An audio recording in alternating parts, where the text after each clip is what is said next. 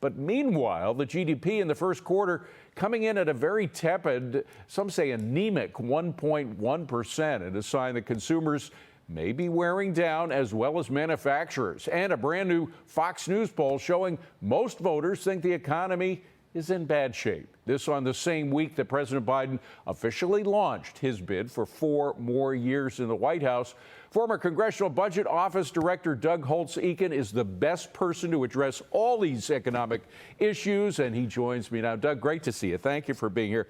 Let's go back. Good to see you, David. Let's go back to basics, because it really isn't rocket science. We can put up a chart of the GDP numbers since Biden took office. The economy was really coming back in gangbusters when he took office, unlike what he says, by the way. When Biden came into office in January 2021, it was growing at over 6%. With 1.4% inflation. Then we had all these trillion-dollar spending plans, which kicked in after about a year, and you can see what happened. We immediately saw a drag on the economy. We saw it going two quarters. It went into the negative sphere, and we sunk into stagflation. Isn't it that simple? I mean, again, it's not rocket science here.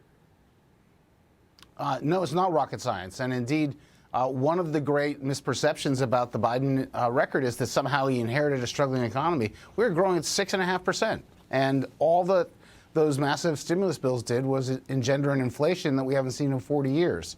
So if you look at today's report, you know, you have some good news. The household sector is pretty strong. You have some troubling news. Business investment, CapEx, is essentially flat in this report, and it's been relatively weak for 3 straight quarters now. I think people are putting too much emphasis on the household sector and watching when are consumers going to quit spending. Most recessions start with a downturn in business spending, and I'm concerned about the outlook on that front. And then finally, you know, embedded in here is the Fed's preferred measure of inflation, which is the so-called PCE price index using market-based measures. That shows inflation at 4.9%, bouncing up from 4.1 last quarter. So we're not making great progress on inflation. The Fed has done a lot and accomplished little, and we're not getting much in the way of growth. So it's not a particularly appealing report. Doug, you mentioned a phrase, business spending. It really is business investment. When you invest, you're investing in the future, and they see a future that is bogged down by more regulations and, God forbid, more taxes. Now, we have a split Congress. Republicans control one house, the House of Representatives, and a new tax bill will not pass in that house. But the regulations are a kind of taxation, are they not? No question. And as you know, we track this pretty carefully. You know, the Obama administration got a reputation as a massive regulator. It imposed over $100 billion of regulatory costs every year for 8 straight years. That's just disguised tax increases. But the Biden administration went over $200 billion in regulatory costs in its first year. We've never seen a number that big, and it continues apace. And so that's a real headwind for businesses. It's especially hard for the smaller businesses to handle those regulatory burdens.